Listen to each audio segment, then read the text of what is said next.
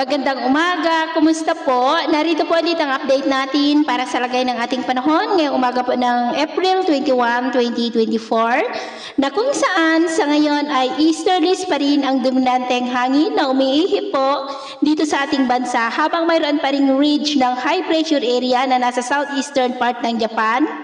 At ito ay umaabot ngayon sa silangang bahagi pa rin ng Luzon. At habang mayroon pa rin ITZZ na nag-i-extend po sa silangan ng Mindanao na nakakabuo na nga po ng kaulapan na magdudulot po yan ng maulap na kalangitan with isolated rains dyan po sa may southern part ng ating bansa, lalo na po sa susunod na mga oras. At ito naman ay pinapakita ng forecast model natin pong ginagamit hanggang po sa susunod na 2 linggo. At sa lagay ng ating panahon, ngayong madaling araw ay ayos ang panahon sa malaking bahagi ng ating bansa pero may tsansa pa rin ng mga isolated rain sa silangan po ng Mindanao. At mamaya ay sisikat ang araw sa malaking bahagi ng ating bansa, mainit at maalinsangan ang panahon na posibleng aabot ang heat index sa 43 degrees Celsius. Kaya mag-ingat po tayo sa panganib na dulot ng mainit na panahon. Stay indoor po tayo at ugaliin lagi ang magdala ng tubig na inumin kung lalabas tayo sa ating mga tahanan para po makaiwas tayo sa dehydration.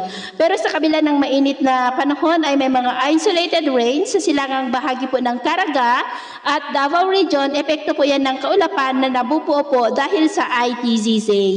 At mamayang hapon patuloy pa rin ang mainit at malinsangan na panahon sa malaking bahagi ng ating bansa pero may tsansa pa rin ng maulap na kalangitan with isolated rain sa ilang bahagi po ng Samar provinces, Leyte, Bohol, Cebu, Caraga, Northern Mindanao, Davao Region, at ilang bahagi po ng Sorsogon. At sa atin naman po mga baybayin, wala naman po tayong nakataas na anumang gale warning signals. Malaya po napapalaot ang ating mga kababayan, lalo na po ang mga mangingisda na gumagamit ng maliliit na bangka. Pero iba yung pag-ingat lamang po kung papalaot tayo para mas makaiwas sa mga sakunang pangkaragatan. So yun po ang latest update natin sa araw na ito.